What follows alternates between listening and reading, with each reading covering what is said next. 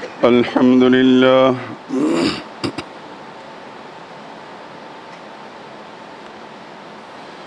الحمد لله وحده والصلاة والسلام على من لا نبي بعده ولا رسول بعده ولا معصوم بعده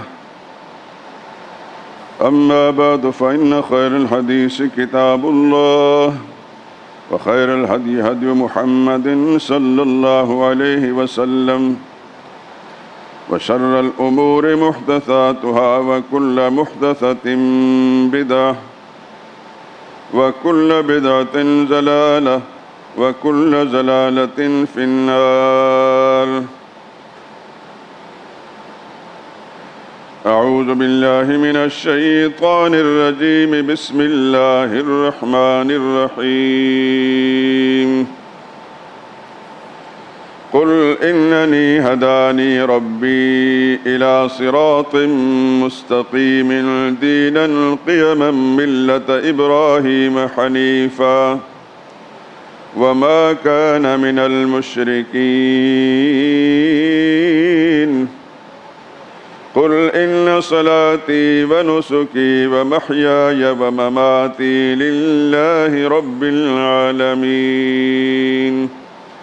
لا شريك له وبذلك أمرت وأنا أول المسلمين.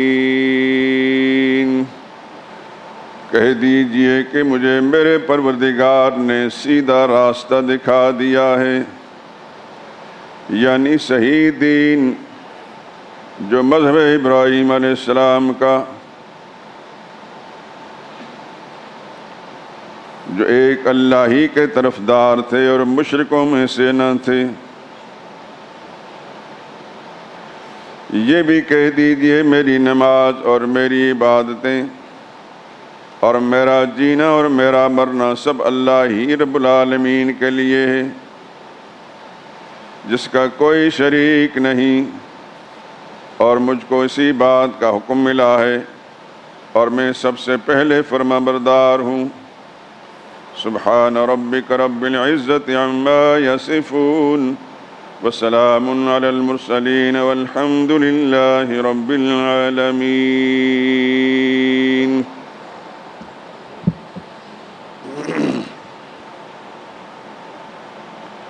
حاجت روا بھی تو ہے، مشکل کشا بھی تو ہے.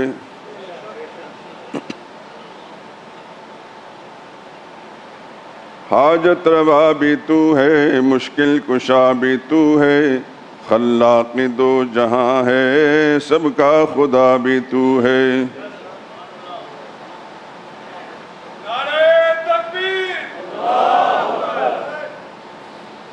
روز ازل بھی تیرا، شام ابد بھی تیری، ہر ابتدا بھی تو ہے، ہر انتہا بھی تو ہے. دکھ درد میں تجھی کو مولا پکارتے ہیں، دکھ درد میں تجھی کو مولا پکارتے ہیں، ٹوٹے ہوئے دلوں کا ہاں آسرا بھی تو ہے. تیری تجلیوں سے روشن ہے ماہ انجم، دنیا کی انجمن میں نور و ضیاء بھی تو ہے. ہے چارہ ساز بھی تو اور کار ساز بھی تو، ہے چارہ ساز بھی تو اور کار ساز بھی تو، آنکھوں کی روشنی ہے، دل کی دوا بھی تو ہے. حاجت روا بھی تو ہے، مشکل کشا بھی تو ہے، خلاق دو جہاں ہے، سب کا خدا بھی تو ہے.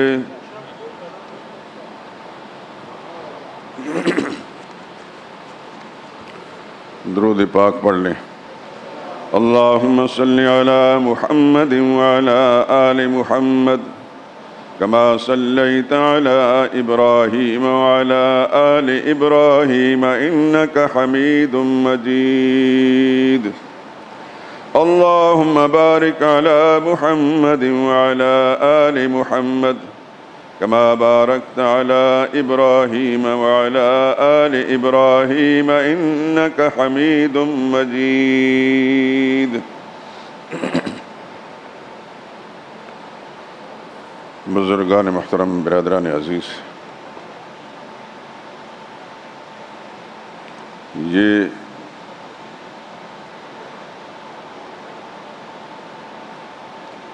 تین آیات کریمہ 8ویں پارے میں سورہ انعام کے آخری رکوع سے، یعنی آیت نمبر 161، 162 اور 163 تلاوت کی ہیں اور ان کا ترجمہ بھی پیش کیا ہے۔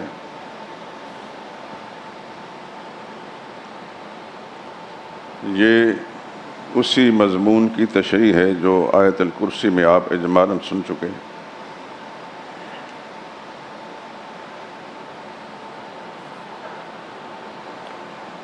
آپ کو یاد ہوگا کہ بالکل ابتدا میں ایک چیز کی طرف میں آپ حضرات کی توجہ مبذول کرا چکا ہوں، بلکہ ایک سے زائد مرتبہ،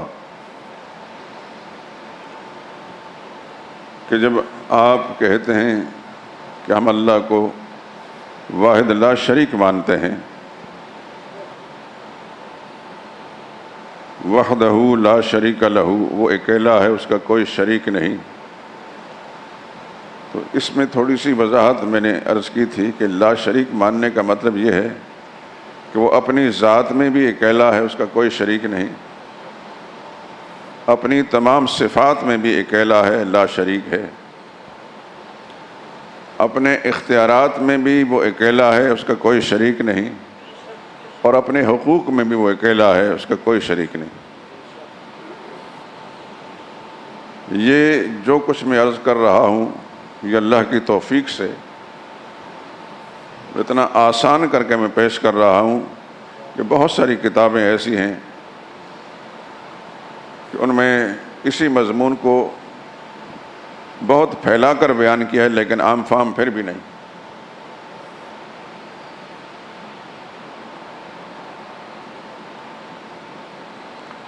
یہ اللہ ہی کی مہربانی ہے، اس پر میں جس قدر بھی شکر ادا کروں کم ہے۔ اپنی ذات میں بھی لا شریک ہے، اپنی صفات میں بھی لا شریک ہے۔ اس کی صفات موٹی موٹی جو عام فہم ہیں، وہ اپنے علم میں بھی لا شریک ہے، یہ علم اللہ کی صفت ہے۔ اپنی خبر میں بھی لا شریک ہے کہ وہ خبیر ہے، ہر چیز کی خبر رکھنے والا وہ ہے، یہ بھی اللہ کی ایک صفت ہے۔ اپنی سمیع ہونے میں بھی لا شریک ہے کہ ہر ایک کی پکار کو دور سے نزدیک سے سنتا ہے اور لگاتار سنتا ہے۔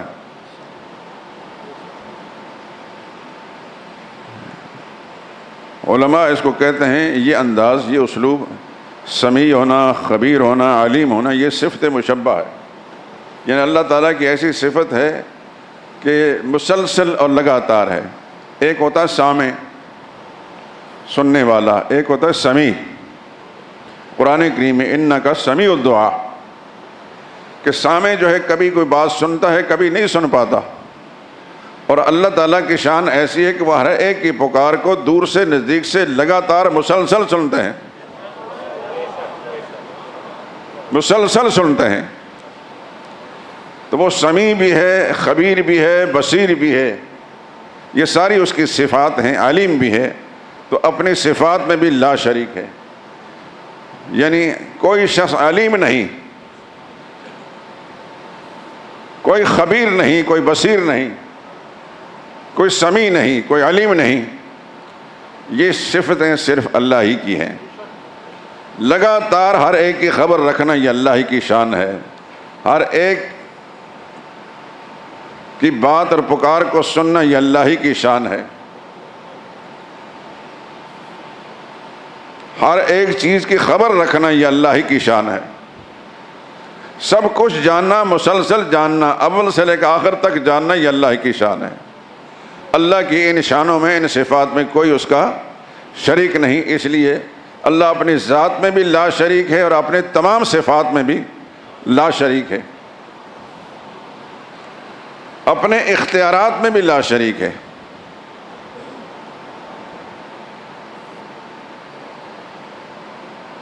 خالق کون ہے؟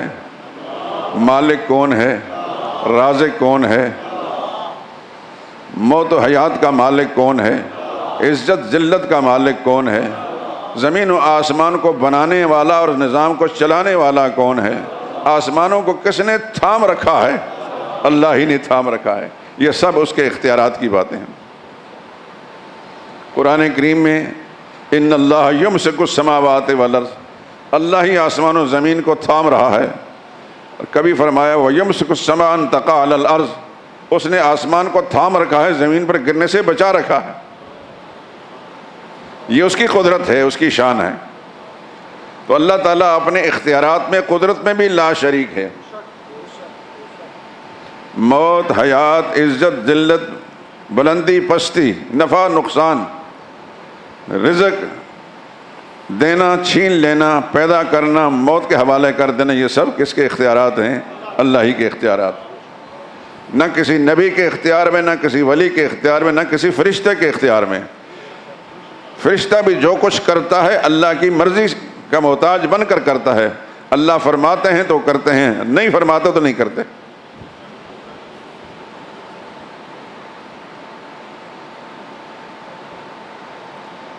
کتنی باتیں ہو گئیں؟ ذات میں بھی لا شریک ہے، صفات میں بھی لا شریک ہے، اور اختیارات میں بھی لا شریک ہے۔ اب چوتھی بات ایک رہ گئی، اللہ اپنے حقوق میں بھی لا شریک ہے۔ یہ تمام تر عبادات جتنی بھی ہیں یہ سب اللہ کا حق ہے، کسی مخلوق کا حق نہیں۔ دعا و پکار اللہ کا حق ہے، صرف اللہ ہی سے کی جا سکتی ہے۔ رکوع سجدہ اللہ کا حق ہے، اللہ کے سوا کسی اور کے لیے جائز نہیں۔ نظر و نیاز قربانی اللہ کا حق ہے، اللہ کے سوا کسی اور کے لیے جائز نہیں۔ طواف و اعتکاف یہ اللہ کا حق ہے، اللہ کے سوا کسی اور کے لیے جائز نہیں۔ ایک دفعہ سرور کائنات صلی اللہ علیہ وسلم سے ایک صحابی نے پوچھا، یا رسول اللہ فلاں فلاں علاقے میں ہم جاتے ہیں، لوگ اپنے سرداروں کو سجدہ کرتے ہیں، حالانکہ وہ اس قابل نہیں ہوتے، اگر اجازت ہو تو ہم آپ کو سجدہ کریں، کہ آپ کی ہستی، آپ کی ذات ایسی با کمال ہے کہ یہ اگر روا ہے تو صرف آپ ہی کے لیے ہونی چاہیے۔ اس صحابی سے حضور نے فرمایا، یہ بتاؤ کہ تم اگر میری قبر کے پاس جاؤ گے تو سجدہ کرو گے؟ اس نے عرض کیا، یا رسول اللہ قبر کو نہیں سجدہ کروں۔ فرمایا پھر یہ اللہ کا حق ہے، میرا نہیں۔ لو کنت آمر احدا ان یسجد لاحد لامرت النساء ان یسجدن لازواجہن، اگر اللہ کے سوا سجدہ روا ہوتا تو میں بیویوں کو حکم دیتا کہ اپنے شوہروں کو سجدہ کریں۔ ایک دوسری روایت کے اندر اس طرح کے الفاظ ہیں، جب حضور صلی اللہ علیہ وسلم سے اجازت مانگی گئی کہ سجدہ کرنے کی اجازت دیں، لوگوں کو ہم دیکھتے ہیں کہ وہ اپنے لیڈروں کو، سرداروں کو سجدہ کرتے ہیں۔ آپ نے فرمایا اعبدوا ربکم واکرموا اخاکم، وہ عبادت جو ہے وہ صرف اللہ ہی کا حق ہے، میرا نہیں، کسی نبی کا نہیں، کسی فرشتے کا، کسی جن انسان، کسی مخلوق کا حق نہیں۔ میرا حق تم پر ہے اکرام، عزت کرو، احترام، دل میں محبت رکھ کر محمد مصطفیٰ صلی اللہ علیہ وسلم کی عزت، آپ کا احترام، آپ کی اطاعت اور آپ کی اتباع، یہ رسول اللہ صلی اللہ علیہ وسلم کا حق ہے امت پر۔ اس لیے فرمایا اطیعوا اللہ واطیعوا الرسول، اللہ کی بات مانو، رسول کی بات مانو، اس کو اطاعت کہتے ہیں۔ قرآن کریم میں فاتبعونی یحببکم اللہ، میری اتباع کرو، اللہ تم سے پیار کریں گے۔ یعنی جس راستے پر میں چلتا ہوں اسی راستے پر، اسی انداز سے چلو، یہ اس کا نام اتباع ہے۔ تو رسول اللہ صلی اللہ علیہ وسلم کا حق امت پر کیا ہے؟ محبت، پیار، اخلاص، اطاعت، اتباع، عبادت نہیں۔ وہ کس کا حق ہے؟ اللہ کا حق ہے، جو خالق کائنات ہے، جو رازق کائنات ہے، جو مالک کائنات ہے، جو نبیوں کا بھی خالق، نبیوں کا بھی رازق، نبیوں کا بھی مالک، ساری کائنات کا مالک۔ تو کتنی باتیں ہو گئیں؟ 4 باتیں. اس کو بھول نہ جانا میرے دوستو. اگر میں یہ کہوں کہ آپ بڑے ہی خوش نصیب لوگ ہیں تو شاید اس میں مبالغہ نہیں ہوگا کہ آپ کو بڑے اتنے آسان طریقے سے یہ مسئلہ میں نے سمجھایا ہے، صرف اللہ کی توفیق سے. آپ آسانی سے ہر ایک کو سمجھا سکتے ہیں. اللہ اپنی ذات میں بھی لا شریک، لیس کمثلہ شیء. اللہ نے فرمایا اس جیسا کوئی نہیں. آپ سورہ اخلاص میں پڑھتے ہیں، سورہ اخلاص کا پتہ ہے نا؟ سب کو پتہ ہے. آپ تو بڑے خوش نصیب ہیں، ہمارے تو وزیروں کو پتہ نہیں. پتہ ہے نا آپ کو کہ ہمارے اوپر اقتدار کے منصب پر فائز ہونے والے وہ سورہ اخلاص نہیں پڑھ سکتے. اس قدر شرمناک بات ہے دنیا میں اس کی کوئی مثال بھی نہیں. جو شخص بھی کسی بھی مذہب کا پیروکار ہو، اپنے مذہب کے ساتھ وفادار بھی ہے،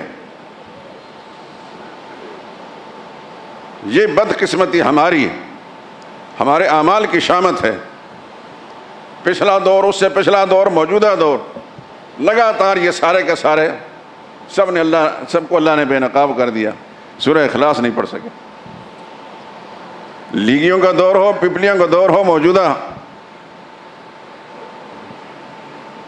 بڑھ کے ایسی ماریں گے یہ وزیر جب سارا جہان کو، سارے پاکستان کو تھام رکھا ہے. اور جب اب کابینہ کی میٹنگ کے اندر بیٹھتے ہیں سورہ اخلاص پڑھنے کی نوبت آتی ہے، اللہ اکبر، انا للہ و انا الیہ راجعون. لیکن آپ خوش نصیب ہیں کہ آپ کو تو کیا آپ کے بچوں کو بھی سورہ اخلاص یاد ہوگی. مجھے یاد ہے ہم چھوٹے چھوٹے ہوتے تھے، ہمارا تو گھر چونکہ دینداروں کا علمی گھرانہ تھا، لیکن اڑوس پڑوس کے لوگوں کو ہم دیکھتے تھے. لوگ جب نماز پڑھتے تھے تو ایک عام آدمی ذمہ دار جس نے سکول کا دروازہ نہیں دیکھا، کسی مدرسے میں نہیں گئی، سورہ اخلاص اس کو بھی آتی تھی.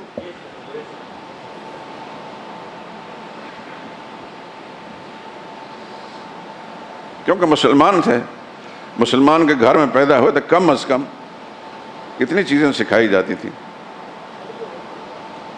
سورہ اخلاص کی پہلی آیت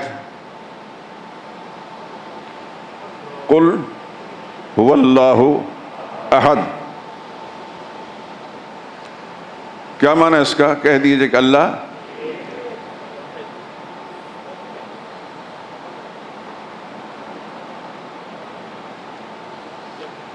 اگر قل هو اللہ واحد ہوتا تو اس کا معنی بھی اللہ ایک ہے.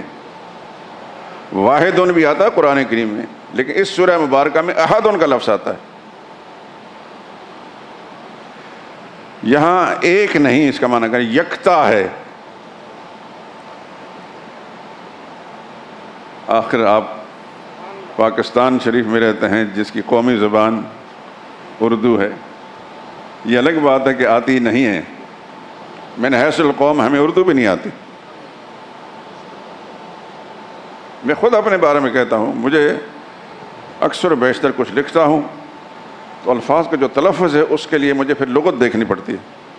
اس لیے کہ ہم جس علاقے میں پیدا ہوئے ہیں وہاں تعلیمی ادارے نہیں تھے. ہمارے اپنے گھر کے اندر میرے والد صاحب پشتو بھی جانتے تھے، کچی کچی اردو بولتے تھے. ہندکو زبان ہماری مادری زبان. جب تعلیمی اداروں میں نکلے، سکولوں کے اندر گئے، وہاں بھی اس بات کا کوئی احساس نہیں ہوتا کہ اردو کیا ہوتی ہے. پھر جب شہروں میں آئے، زیادہ وقت میری زندگی آپ کے پاس گزر گیا.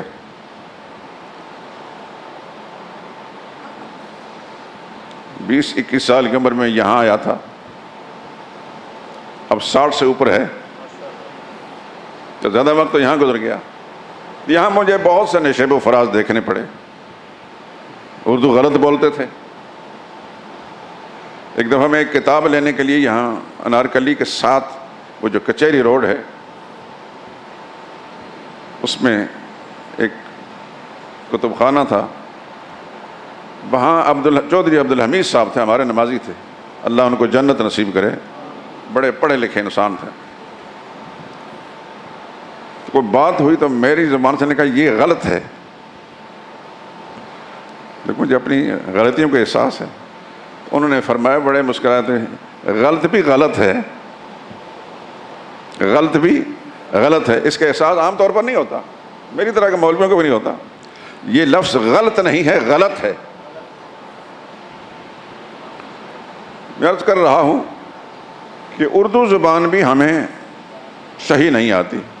ہمارے پاکستان کے جو خطباء ہیں ان میں سے جو صرف ہندوستانی علماء ہیں، جیسے مولانا احتشام الحق تھانوی رحمہ اللہ تھے، اردو صحیح بولنے والے لوگ تھے۔ ہم جو پنجابی یا صوبہ سرحد رکھتے ہیں یہ اردو صحیح بولنے والے نہیں ہیں۔ ہمارے لاہور کے ایک بڑے خطیب تھے، نام نہیں لیتا، وہ 40 کو 40 سال کہتے تھے، 40 سال، وہی پنجابی اس میں بھی آ جاتی تھی۔ خیر اللہ ہماری خامیوں کی اصلاح فرما دے۔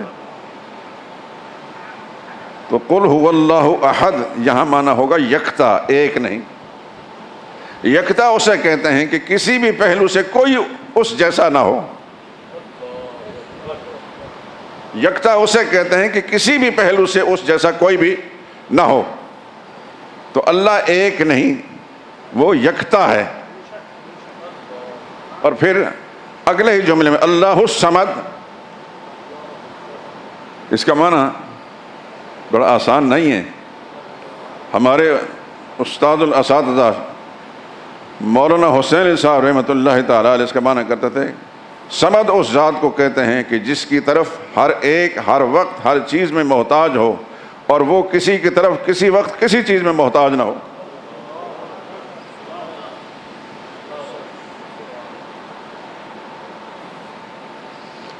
سید اللہ شاہ بخاری رحمۃ اللہ تعالیٰ علیہ بڑے خطیب گزرے ہیں اس بر صغیر میں، ان کا کوئی ثانی ان کی زندگی میں نہیں تھا۔ حضرت شیخ القرآن رحمہ اللہ میرے استاد ان کی مزاج پرسی کے لیے گئے ملتان، تو شاہ صاحب میں ظرافت بھی تھی، اور انہیں یہ پتہ تھا کہ شیخ القرآن یہ قرآن کے بڑے ماہر ہیں اور قرآن کے ایسے خادم ہیں کہ ان کی زندگی کا اوڑھنا بچھونا ہی قرآن ہے۔ تو انہوں نے شاہ صاحب نے پوچھ لیا کہ مولانا اللہ الصمد کا معنی کیا ہے؟ تو حضرت شیخ القرآن رحمہ اللہ تعالیٰ کا ایک طریقہ ہوتا تھا کہ خود کچھ نہیں فرماتا کہ میں یہ کہتا ہوں، ہر بات کا مولانا حسین صاحب رحمہ اللہ کی طرف منسوب کرتے کہ میرے شیخ مولانا حسین فرماتا ہے جس کی طرف ہر ایک ہر وقت ہر چیز میں محتاج ہو، اور وہ کسی کی طرف کسی وقت کسی چیز میں محتاج نہ ہو، اس ذات کو صمد کہتے ہیں۔ شاہ صاحب نے فرمایا اس سے مختصر سا معنی میں بتاؤں آپ کو، جے دے باجوں کسی دا کام نہ ٹرے اور او دا کام ہر کسی باجوں پہ ٹرے۔ بڑا ہی خوبصورت ترجمہ ہے، خدا کی کروڑوں نعمتیں نازل ہوں۔ اللہ اکبر، بڑے انسان تھے شاہ صاحب۔ پچھلے دنوں مجھے لودھرا ایک تعزیت کے لیے جانا پڑا، تو ہمارے رہنما تھے ملتان شہر کے اندر ملک عبد الرحمن صاحب، ان سے کچھ چیزیں میں نے پوچھی کہ میں شاہ صاحب کے مقبرے پر جانا چاہتا ہوں، تو ہمیں لے گئے۔ بڑا ہی خوبصورت مقبرہ، خدا کی قسم اللہ والے وہاں استراحت کر رہے ہیں۔ حضرت شاہ صاحب، ان کے بڑے صاحبزادے سید عطا المنعم صاحب، شاہ صاحب کی اہلیہ، اور شاہ صاحب کے دوسرے صاحبزادے، تیسرے صاحبزادے، خاندان کے دوسرے لوگ۔ یوں تو آپ بے شمار قبرستانوں میں گئے ہوں گے کہ لیکن وہاں جا کر انسان کو عجیب سا احساس ہوتا ہے۔ وہ 15-20 منٹ میں وہاں بیٹھا رہا کہ جیسے یہاں اولیاء اللہ کی محفل قائم ہے۔ اللہ اکبر۔ تو شاہ صاحب نے فرمایا جے دے باجوں کسی دا کام نہ ٹورے۔ کتنا مختصر سا ترجمہ ہے۔ تو میں عرض کر رہا تھا قل هو اللہ احد کے لیے، اللہ یکتا ہے، یعنی نہ ذات میں، نہ صفات میں، نہ حقوق میں، نہ اختیار میں، نہ کسی بھی پہلو سے اللہ کا کوئی ثانی نہیں۔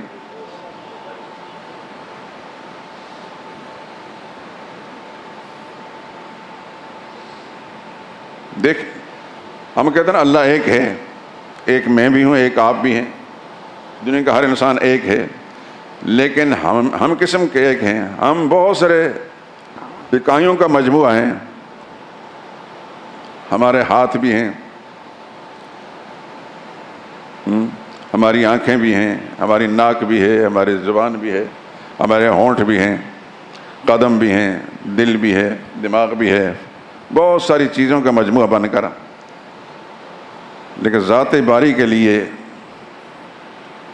اس قسم کے تصورات نہیں کیے جا سکتے، وہ یکتا ہے۔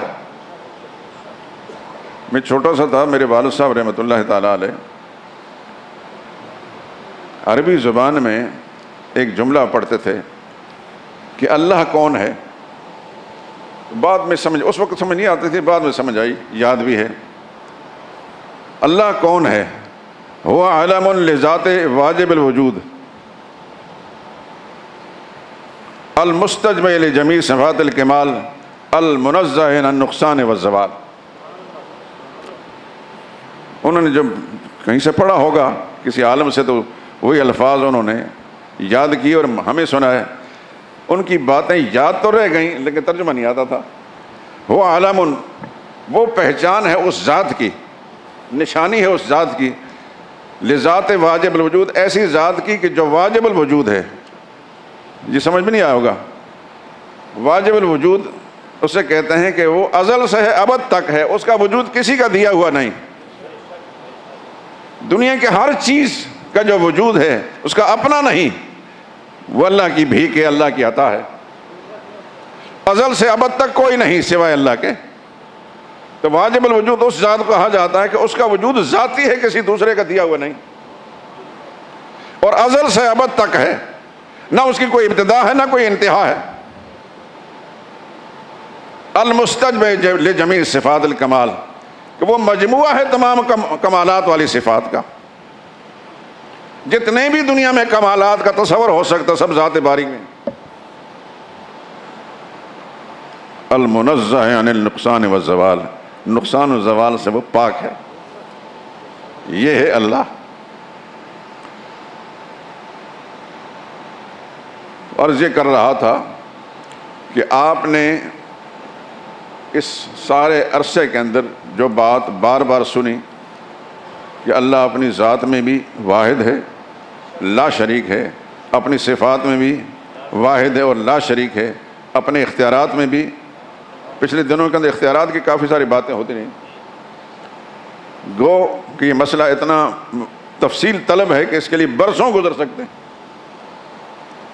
اور اپنے حقوق میں بھی لا شریک ہے، تو حقوق میں جتنی عبادات ہیں یہ سب اللہ کا حق ہیں۔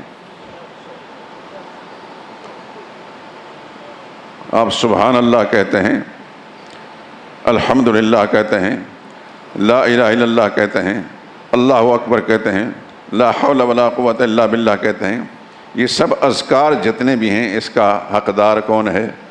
اور اللہ ہی ہے، اللہ کے سوا کوئی اور نہیں۔ سبحان اللہ، اللہ ہی پاک ہے تمام خامیوں سے، نقائص سے، عیوب سے، قصور سے، فتور سے، اللہ کے سوا کوئی ایسا نہیں، اللہ کے سوا کوئی سبحان نہیں۔ لیکن ہم جس معاشرے میں رہتے ہیں یہاں ایسے جاہل ہیں، پوچھو اس کا نام کیا، کس کا نام سبحان ہے؟ خدا کی قسم کبھی کبھی اس قدر تکلیف ہوتی ہے، یا اللہ یہ مسلمانوں کا گھرانہ ہے، یہ جس کا نام سبحان رکھا گیا کہ مسلمان کا بیٹا ہے، اس کا خاندان مسلمانوں کا ہے، اس بدبخت نے پوچھا نہیں کہ یہ نام تو پروردگار عالم کا ہے۔ عبد السبحان تو ہو سکتا ہے، سبحان کوئی نہیں۔ جس طرح عبداللہ جو ہے اس کو کوئی اللہ کہہ دے تو وہ بات غلط ہے، بالکل غلط ہے، جان کر کہے گا تو کفر ہے۔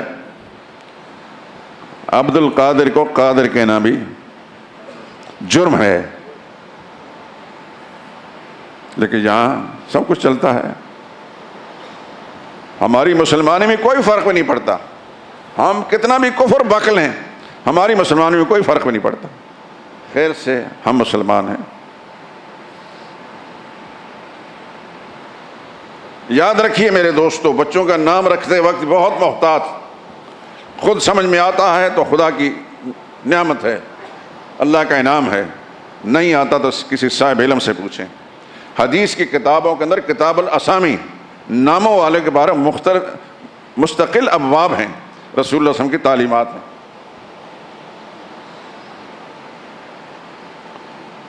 غلط نام نہ مت رکھیے، غلط نام کے غلط اثرات جاتے ہیں. اچھے نام کے اچھے اثرات پڑیں گے، مبارک نام کے مبارک اثرات پڑیں گے. اور غلط نام رکھو گے تو غلط نام. آج کل پوچھو کس نے نام رکھا ہے؟ یہ پھوپھی نے نام رکھا ہے، یہ نانی نے نام رکھا ہے، یہ خالہ نے نام رکھا ہے.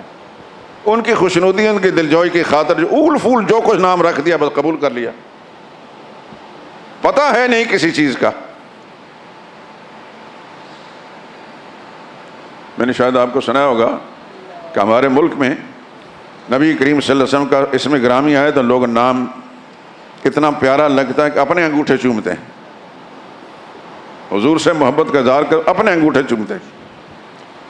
لیکن رسول اللہ صلی اللہ علیہ وسلم کی کسی سنت کی اتباع والی بات آئے تو نہیں، یہ نہیں. رسول اللہ صلی اللہ علیہ وسلم کے نام ہی اچھا لگتا ہے، باقی کوئی کام اچھا نہیں لگتا.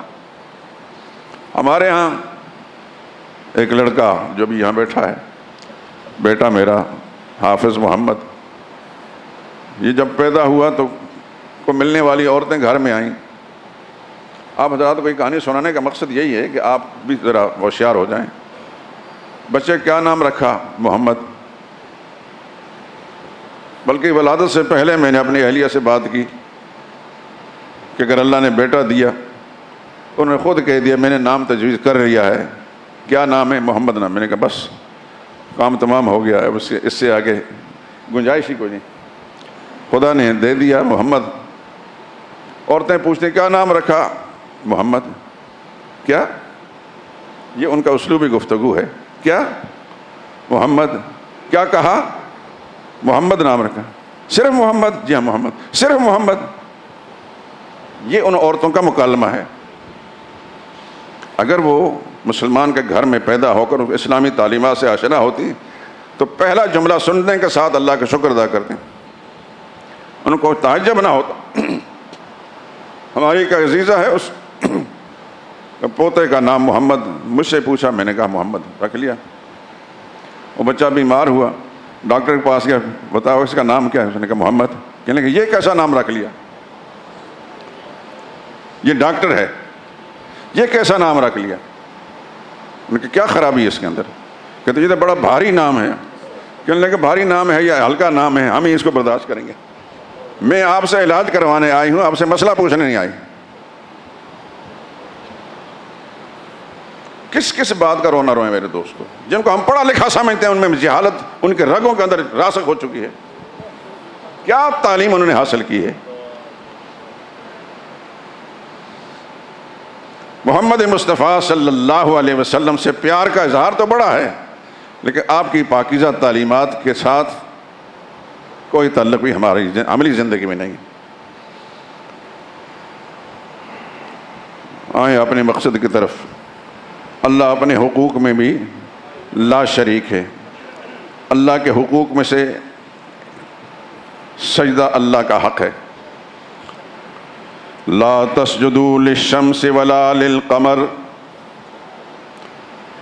سورج جو ساری کائنات کو روشن کر رہا ہے لیکن سجدے کے لائق نہیں. چاند بھی ساری دنیا کو روشنی دیتا ہے لیکن سجدے کے لائق نہیں. لا تسجدوا للشمس ولا للقمر واسجدوا للہ الذی خلقہن. اسی اللہ کو سجدہ کرو جس نے ان کو بنایا ہے، جنہوں نے پیدا کیا ہے، جس نے روشنی عطا کی ہے. چاند کی روشنی اور سورج کی روشنی یہ کس کی دی ہوئی ہے؟ اور اس روشنی کو کبھی کبھی گہنا دیتا ہے. ابھی حال میں ایسا ہوا ہے. یہ کون کرتا ہے؟ کہ دنیا کا کوئی انسان کرتا ہے. سرور کائنات صلی اللہ علیہ وسلم کے صاحبزادے حضرت ابراہیم، تیسرے صاحبزادے حضرت ابراہیم، ان کا جب انتقال ہوا، بتایا کہ حضرت ابراہیم کس زوجہ مطہرہ کے بیٹے تھے؟ ہاتھ کھڑا کر دیں. ماشاءاللہ ماشاءاللہ، بہت سے لوگ، لیکن سب کو پھر بھی پتہ نہیں۔ رسول اللہ صلی اللہ علیہ وسلم کی ایک زوجہ مطہرہ جس کو ہمارے عام لوگ لونڈی کہتے ہیں، رسول اللہ صلی اللہ علیہ وسلم کی لونڈی کوئی نہیں تھی، سب ازواج مطہرات تھیں۔ حضرت ماریہ مصر کے قبطی خاندان، بڑے شاہی خاندان سے ان کا تعلق تھا، اور حضور صلی اللہ علیہ وسلم کی ازواج مطہرات میں 2-3 ازواج مطہرات جو ہے نہایت خوبصورت تھیں، ان میں حضرت ماریہ بھی تھیں۔ ان کے صاحبزادے تھے حضرت ابراہیم، ان کا جب انتقال ہوا انہی دنوں کے اندر سورج گرہن ہوا، لوگوں نے کہنا شروع کر دیا جو معاشرے کے اندر ہے کہ رسول اللہ صلی اللہ علیہ وسلم کے ایک بیٹے فوت ہوئے، اس واسطے اللہ کے نبی نے فرمایا صلی اللہ علیہ وسلم یہ چاند گرہن یا سورج گرہن کسی کی موت کے ساتھ کا کوئی تعلق بھی نہیں، یہ من آیات اللہ، اللہ کی قدرت کے نشانیاں ہیں، اللہ روشنی دیتا بھی ہے، روشنی گھٹاتا بھی ہے۔ اس لیے چاند گرہن یا روشنی گرہن اس کے لیے نماز پڑھو، نماز کسوف ہے، نماز خسوف ہے۔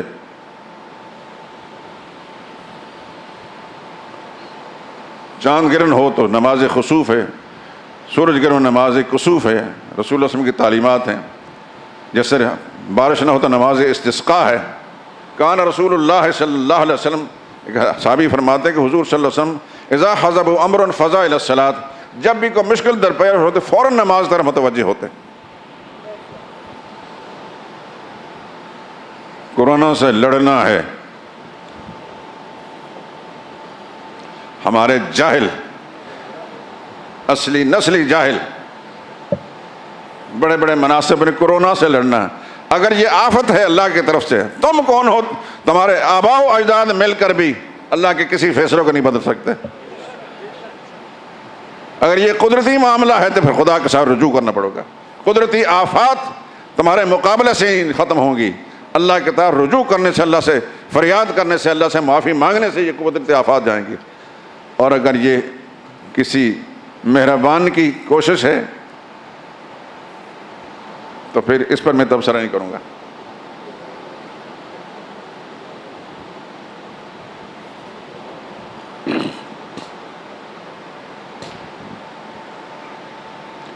سجدہ کس کا حق ہے؟ ابھی آپ سن چکے کہ رسول اللہ صلی اللہ علیہ وسلم سے اجازت مانگی کہ اللہ کے نبی نے فرمایا یہ اللہ کا حق ہے، میرا حق نہیں۔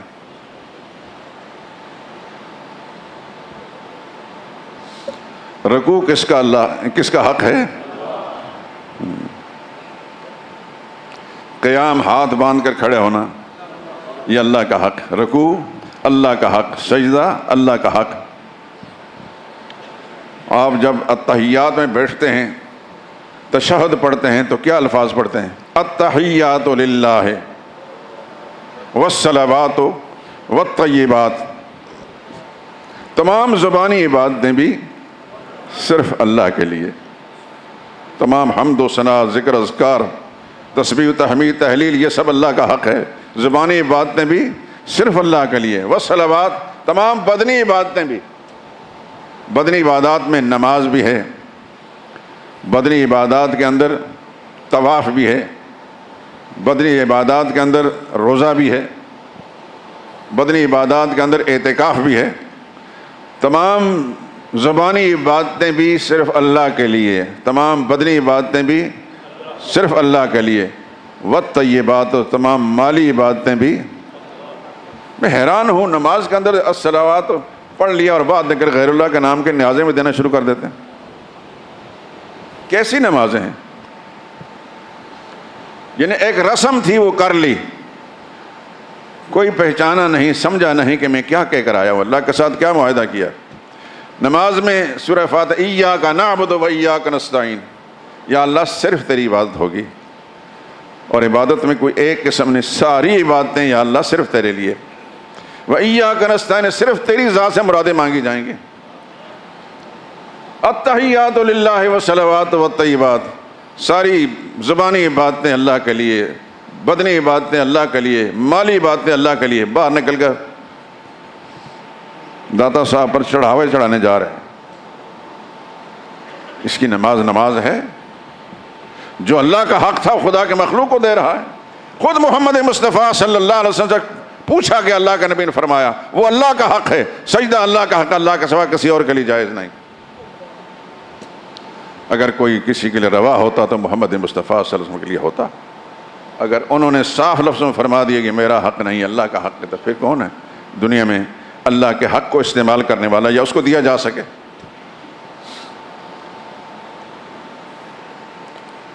ایک بات کی طرف آپ کی توجہ مبذول کراتا ہوں۔ گناہ تو بہت سارے ہیں انسان کی زندگی میں، لیکن سارے گناہوں میں سے سب سے زیادہ ناپسندیدہ گناہ جو ناقابل معافی ہے شرک ہے نا؟ قرآن کریم کی تلاوت کے دوران یا علماء سے سن کر آپ نے جان لیا ہوگا کہ شرک ایسا گناہ ہے، ان اللہ لا یغفر ان یشرک بہ، اللہ معاف نہیں کریں گے اس بات کو کہ اللہ کا شریک بنایا جائے، وَيَغْفِرُ مَا دُونَ ذَلِكَ لِمَن يَشَاءُ، اس کے سوا جتنے بھی چاہے گا معاف کر دے گا۔ شرک کیوں ناقابل معافی ہے؟ اس میں ذرا غور کیجئے، شرک کیوں ناقابل معافی ہے؟ کہ یہ خالص اللہ کا حق تھا، اس بندے نے اللہ کی مخلوق کو دے دیا۔ اس کو میں تھوڑا سا آسان لفظوں میں سمجھانے کی کوشش کرتا ہوں، یہ زیادہ سمجھ میں آئے گی بات۔ جب انسان کسی خاتون سے نکاح کرتا ہے تو وفادار بیوی اپنے شوہر کی خدمت گزار ہوتی ہے، کھانا پکا کر دیتی ہے، اسے گھر کو صاف ستھرا رکھتی ہے، کپڑے دھو کر استری کر کے دیتی ہے وغیرہ ذالک۔ کبھی کبھی غلطیاں بھی ہو جاتی ہیں، کبھی کبھی عورتوں سے غلطیاں بھی ہو جاتی ہیں، لیکن ڈانٹ ڈپٹ کے ساتھ یا معمولی بات کہہ کر شوہر چھوڑ دیتے ہیں۔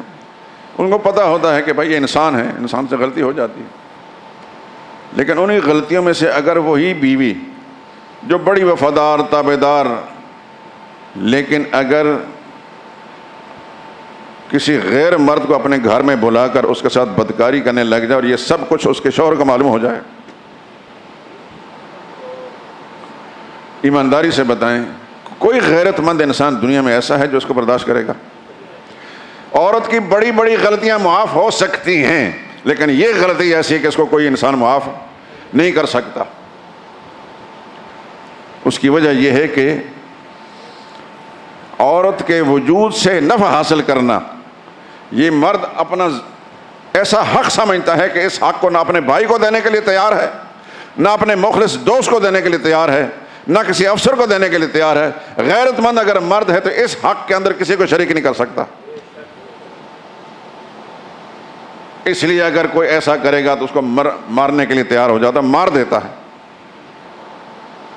ایسے بیوی کو مار دیتے ہیں، ایسے آدمی کو مار دیتے ہیں، اس لیے کہ اس نے اس کے ذاتی خالص حق پر ڈاکہ ڈالا ہے، اس میں خیانت کی ہے۔ یوں سمجھیے کہ عبادت یہ اللہ کا حق ہے، اور عبادت کی کسی قسم میں بھی کوئی بندہ اللہ کے سوا کسی اور کو شریک کرتا ہے، یہ جرم ناقابل معافی ہے۔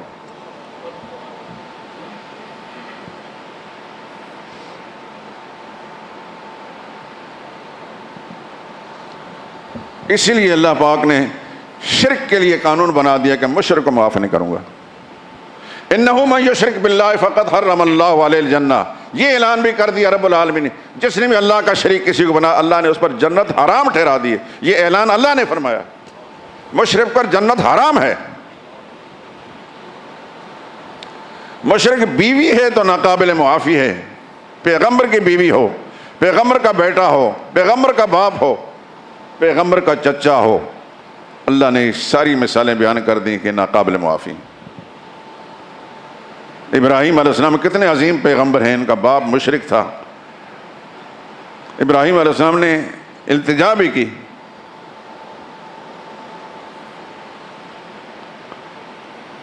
ابراہیم علیہ السلام کی دعا بھی قرآن کریم میں موجود ہے، سورہ ابراہیم میں، ربنا اغفر لی ولوالدی، یا اللہ مجھے بھی بخش دے، میرے والدین کو بخش دے۔ لیکن باپ مشرک تھا، اللہ نے بخشا اس کو؟ نہیں بخشا۔ نوح علیہ السلام اور لوط علیہ السلام دو عظیم پیغمبر، ان کی بیویاں مشرکہ تھیں، معاف ہو گئیں؟ قرآن کہتا ہے وَقِيلَ ادْخُلُوا النَّارَ مَعَ الدَّاخِلِينَ، اللہ نے فرمایا کہ تم بھی جہنم میں چلی جاؤ ان جہنمیوں کے ساتھ۔ نبی کی بیوی ہو کر بھی اللہ نے ان کو معاف نہیں کیا۔ نوح علیہ السلام کا بیٹا مشرک تھا، اس کو معاف کیا؟ نہیں کیا۔ نبی کریم صلی اللہ علیہ وسلم کے مشرک چچاؤں کو اللہ نے معاف کیا۔ ابو لہب، ابو طالب جو شرک پر قائم رہے، اللہ نے ان کے لیے معافی کوئی شکل بھی نہیں رکھی، تو کتنے بھی نبی کے قریبی رشتہ دار کیوں نہ ہو۔ تو اللہ کا حق اللہ کے غیر کو دینا اللہ کو گوارا نہیں۔ یاد رکھیں، سجدہ اللہ کا حق ہے، تفسیر بعد میں کروں گا۔ رکوع کس کا حق ہے؟ اللہ کا۔ طواف کس کا حق ہے؟ اللہ کا۔ اعتکاف کس کا حق ہے؟ اللہ کا۔ نظر و نیاز کس کا حق ہے؟ چڑھاوا، منتیں، قربانی، یہ سب اللہ کے حقوق ہیں، اللہ کا سوا کسی اور کو دینے جائز نہیں ہے۔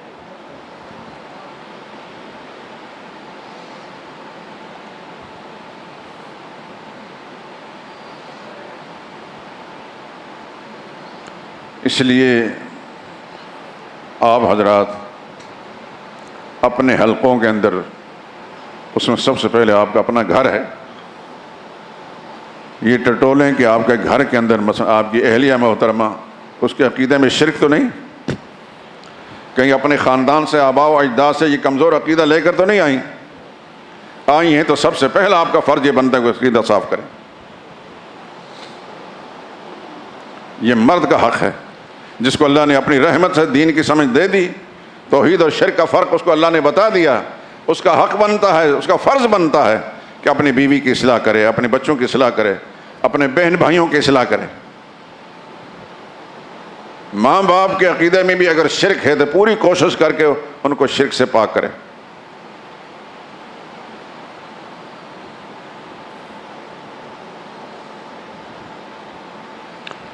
میرے پاس ایک نوجوان آیا، شاید ملک سے باہر کہیں چلا گیا، ہماری مجلسوں کے اندر بیٹھنے والا، رو رہا ہے۔ کیوں رو رہے ہیں؟ کیا بات ہے بھائی؟ کہنے لگا جی میں نے آپ سے دین کی بات سیکھی، مجھے یہ پتہ چلا کہ داڑھی محمد مصطفیٰ صلی اللہ علیہ وسلم کی سنت ہے، تمام انبیاء کی سنت ہے، میں نے داڑھی رکھ لی۔ میری ماں کہتی ہے کہ تم سے بات کرنے کے لیے تیار نہیں، داڑھی منڈوا۔ گھر کے سارے لوگ جو ہیں مخالف ہیں، ماں کے ساتھ مجھے محبت ہے، پیار ہے، یہ بھی سبق یہیں سے سیکھا ہے۔ میں کیا کروں؟ نہ تو میں داڑھی منڈوانے کے لیے تیار ہوں، نہ ماں کے ساتھ مخالفت کرنے کے تیار ہوں۔ میں نے اس کو بڑے پیار سے سمجھایا، میں نے کہا یہ بتا، داڑھی تم نے کس کی سنت سمجھ کر رکھی؟ یعنی رسول اللہ صلی اللہ علیہ وسلم کی۔ میں نے کہا حضور صلی اللہ علیہ وسلم سے محبت ہے؟ کہنے کا بالکل ہے۔ میں نے کہا والدہ سے محبت ہے؟ کہنے بالکل ہے۔ ان دونوں میں بڑا کون ہے؟ ایک دم چونک گیا وہ نوجوان، کہنے کہ مجھے مسئلہ سمجھ میں آ گیا۔ ہر بات مانے ماں کی، باپ کی، بڑوں کی مانے، لیکن جہاں خدا اور خدا کے رسول کے حقوق کے ساتھ ان کی بات ٹکرائے گی، ان کو چھوڑ دیا جائے گا۔ یہ سارے دوست نوجوان خاص طور پر سن رہے ہیں، اپنے بڑوں کی ہر بات مانیں، ان کا ادب و احترام آپ پر لازم ہے، جس حد تک بھی ہو سکتا ہے ان کا ادب و احترام لازم ہے۔ لیکن جہاں ان کی کوئی بات خدا کے حقوق کے ساتھ ٹکراتی ہے، اللہ کے فیصلوں سے ٹکراتی ہے، اللہ کے قانون کے خلاف ہے، رسول اللہ صلی اللہ علیہ وسلم کی تعلیمات کے خلاف ہے، فوراً اس کو رد کر دیں۔ یہ بات قرآن کریم کہتا ہے ان جاہداک علی ان تشرک بی۔ سورہ لقمان میں وہ آیت نکال کر آپ کو اس کے الفاظ آپ کو سناتا ہوں۔ وَلَقَدْ آتَيْنَا لُقْمَانَ الْحِكْمَةَ أَنِ اشْكُرْ لِلَّهِ، ہم نے حضرت لقمان کو بڑی دانائی حکمت دی تھی کہ اللہ کا شکر ادا کریں۔ وَمَنْ يَشْكُرْ فَإِنَّمَا يَشْكُرُ لِنَفْسِهِ، جو اللہ کی نعمتوں پر شکر گزار ہوتا ہے وہ اپنے فائدے کے لیے ہوتا ہے۔ وَمَنْ كَفَرَ فَإِنَّ اللَّهَ غَنِيٌّ حَمِيدٌ، اور جو ناشکری کرتا ہے تو اللہ تو بے پرواہ ہے، اس کو کسی کی محتاج ہی نہیں۔ وَإِذْ قَالَ لُقْمَانُ لِابْنِهِ وَهُوَ يَعِظُهُ لَا تُشْرِكْ بِاللَّهِ، حضرت لقمان نے اپنے بیٹے کو نصیحت کرتے، دھیان سے سننا، اس کو واعظ کہہ رہے تھے، یعظہ، نصیحت کر رہے تھے، لا تشرک باللہ، اللہ کا کسی کو شریک نہ بنانا، ان الشرک لظلم عظیم، یقیناً شرک بہت بڑا ظلم ہے۔ ساتھ ہی فرما ووصینا الانسان بوالدہ، ہم نے اس انسان کو وصیت کی کہ اپنے والدین کے ساتھ اچھا سلوک کرو۔ حملتہ امہ وہنا علی وہن، اس کی ماں نے خاص طور پر تھک تھک کر اس کو جنم دیا ہے۔ وفصالہ فی عامین، اور 2 سال تک اپنا خون پلاتی رہی۔ انشکر لی ولوالدیک، میرا شکر گزار بن، اپنے والدین کا شکر گزار بن۔ الی المصیر، میرے پاس لوٹ کر آنا ہے۔ یہ تعلیم بھی کس نے دی؟ اللہ نے دی ہے اپنے قرآن میں، کہ ماں باپ کے ساتھ کیسا سلوک کرنا ہے۔ وَإِن جَاهَدَاكَ، یہ بات سنانا چاہتا ہوں، اگر تیرے ماں باپ تجھے مجبور کرتے ہیں عَلَىٰ أَن تُشْرِكَ بِي، کہ میرے ساتھ شرک کر، فلاں مقبر پر جا کر وہاں سے مرادیں مانگنی ہیں، اولاد مانگنی ہے، شفا مانگنی ہے، مال مانگنا ہے، دولت مانگنی ہے، اقتدار مانگنا ہے، یا اس کے نام کی نظر و نیاز دینی ہے، تو حضرت لقمان اللہ فرماتے ہیں فلا تطعهما، پھر ان ماں باپ کی بات کو نہیں ماننا، لیکن وصاحبهما فی الدنیا معروفا، مشرک ماں باپ بھی اگر ہوں تو دنیوی زندگی میں ان کے ساتھ اچھا سلوک کرنا ہے۔ یہ تعلیم بھی ہم نے اللہ کے کتاب سے سیکھی۔ ماں باپ کتنے گمراہ کیوں نہ ہوں، ان کے ساتھ بدتمیزی نہیں کرنی، لڑائی نہیں کرنی، بد کلامی نہیں کرنی، دنیوی لحاظ سے ان کی خدمت کرنی ہی کرنی ہے، لیکن دین کے معاملے میں جہاں گڑبڑ کرتے ہیں وہ بات نہیں ماننی۔ یہ تعلیم بھی اللہ کے قرآن سے ہمیں ملتی ہے۔